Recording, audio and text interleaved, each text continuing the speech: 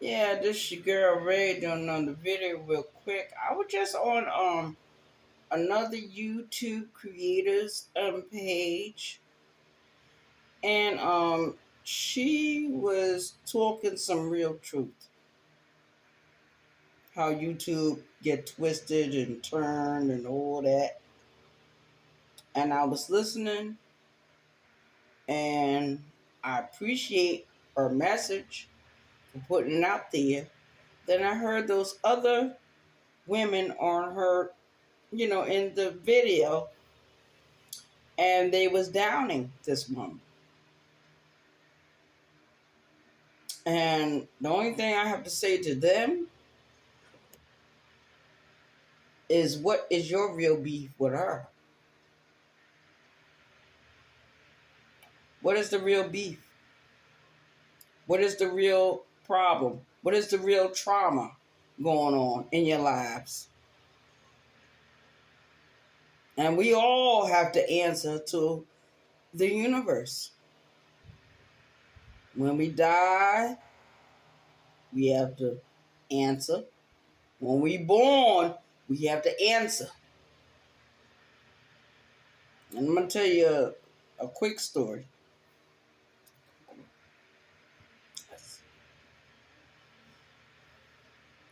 I'm from New York. I was born and raised in New York. We moved to South Carolina a couple of years back.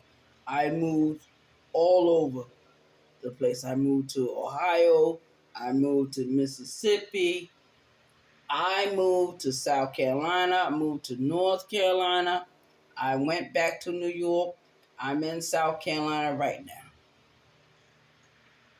But I'm going to tell you something that's going to it'll shock you a little bit.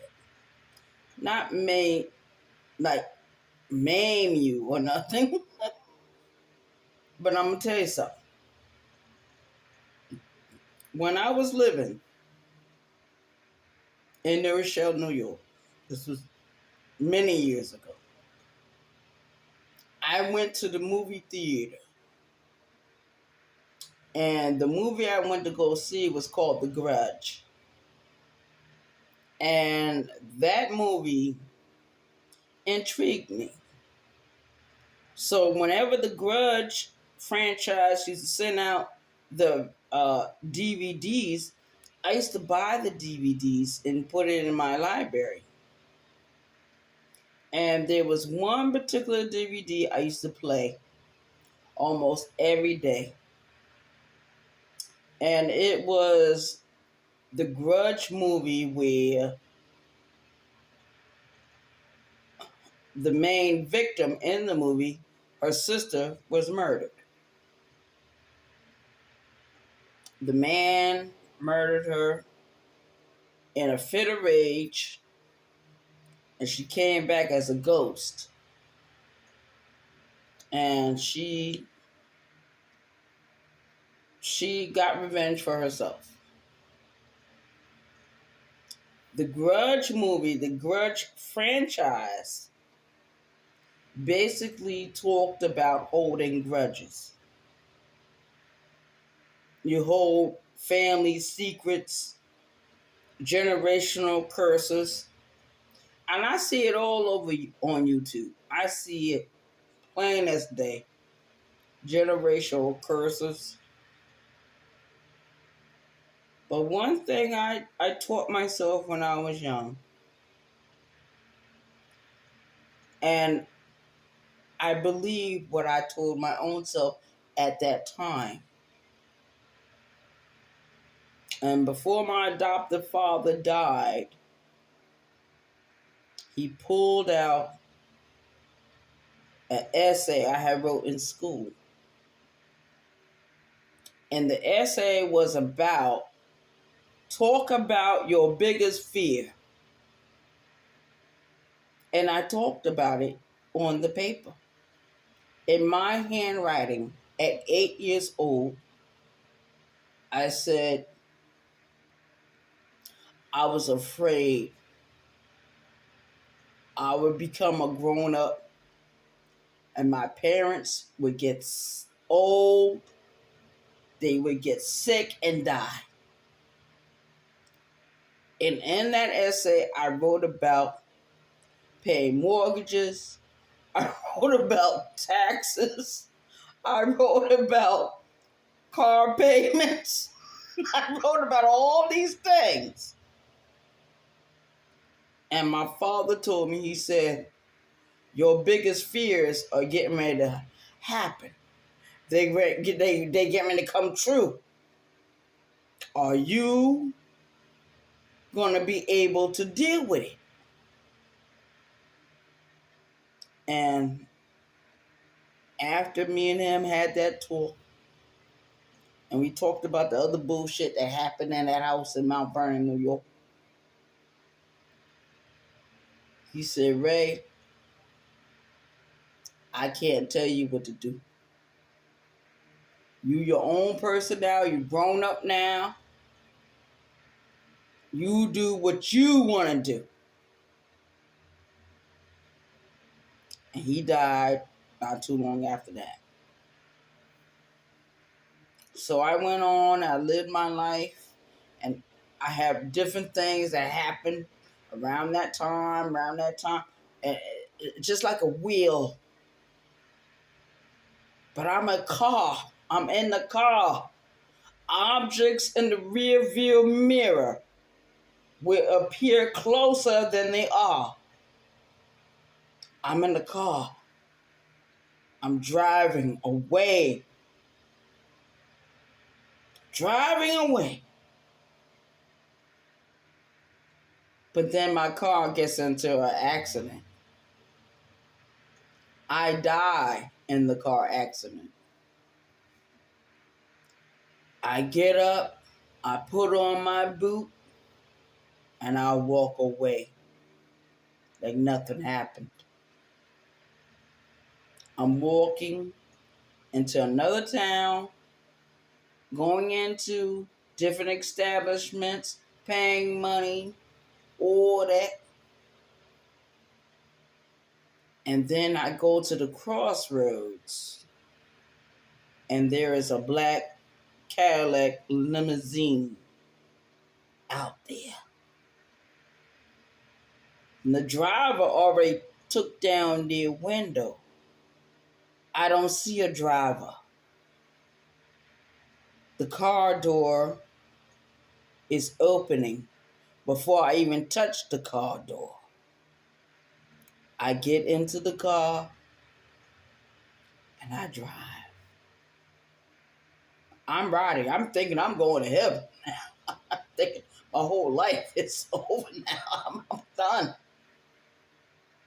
No, but it was just taking me to my next destination, my next level, my next awareness of life. Yes. Yes. And I wonder if I would have made different decisions when I was younger, maybe my life would not be like the way it is now. I have a wonderful life. I'm living my best life. But it's empty of people. There's no children. There's no husband. There's no grandchildren. So basically, I am the BT 1000 all the way. 110% BT 1000. And I don't have to worry about nobody saying anything about me. I don't give a fuck what you say. I'm going to be me. And I'm going to support who I want to support on these YouTube streets. Now, I keep seeing different names on these different streets and different chats. I don't say anything when they be in those chats because I don't really care about the chat.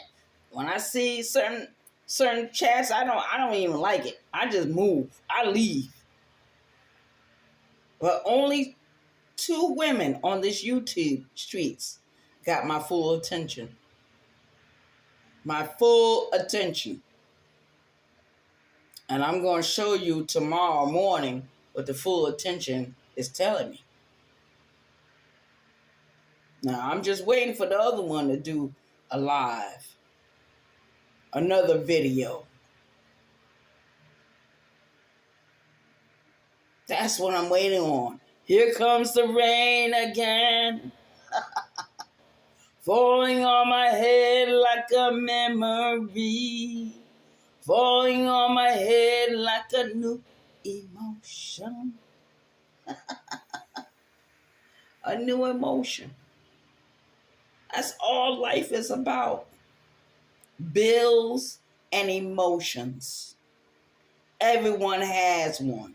Everyone experiences it. Whether you live alone or not. My biggest op is the man I had in my bed sheets.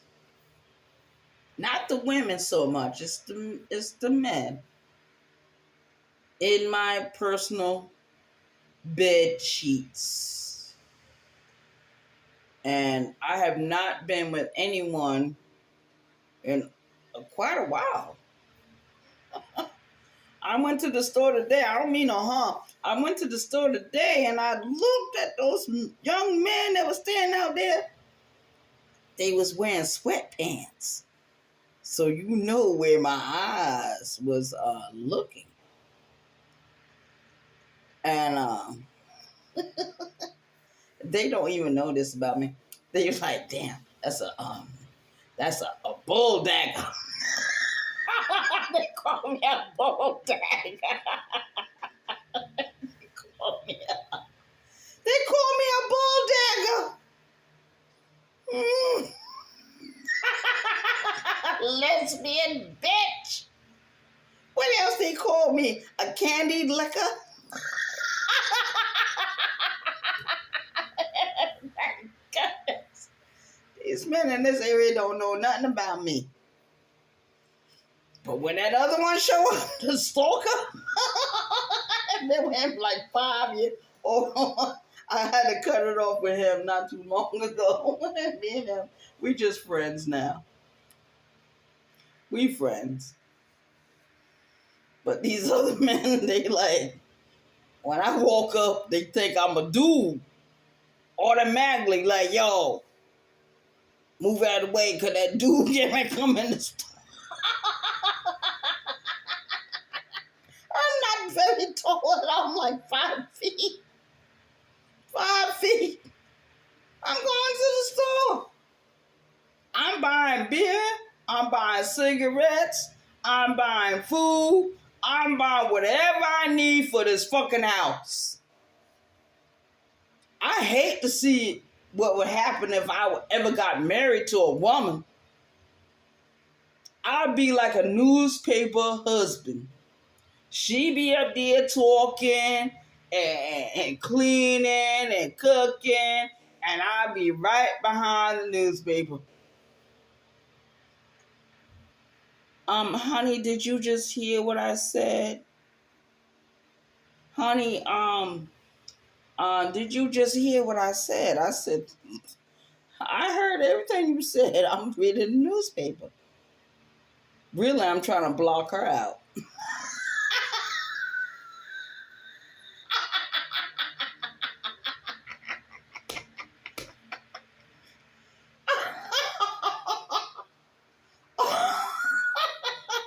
I've done it. With men, same thing. I'll go into a magazine or go into a book. But guess what the men do? At nighttime, in your bed, they curl up under you like they little bitches. Now, say somebody was knocking on the door real hard or trying to kick the door down. You know that bitch behind me, sleeping behind me? He gonna curl up a little bit deeper, jump up, but he ain't gonna run to the door like that, the way I would. And I gotta go.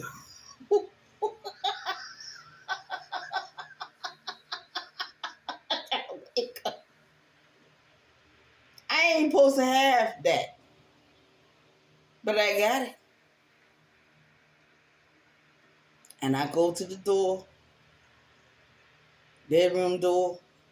I open that. I go into the hallway and see who just broke into this goddamn house. And I don't do no talking. Now, what I'm saying about the man that's in the bed with me, he get all scary. I don't know who did that. I don't know who did that. Baby, better go and see what that noise was about. I've been in beds with dudes and they react like bitches. Scratching my back up, clawing on my head, and all kinds of bullshit that a bitch would do. With women in my bed, that's a different story.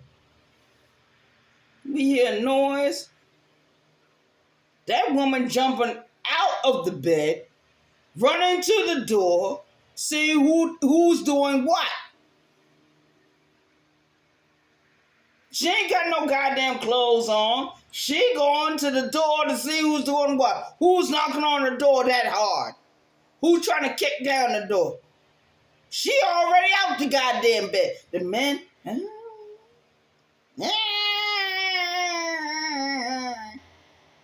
those women, hoot, motherfucker.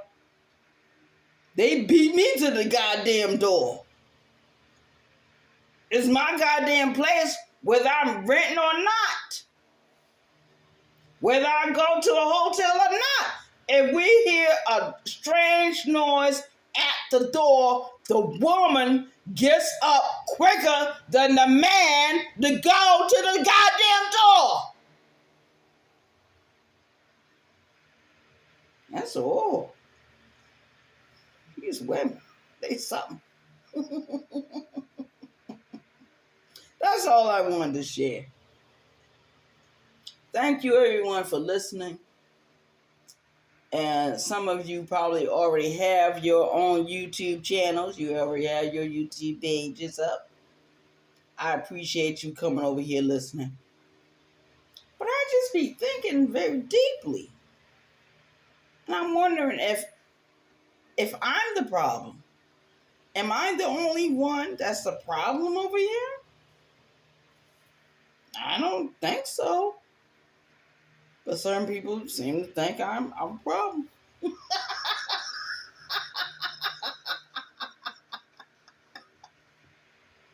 God help them. Peace out, New York love.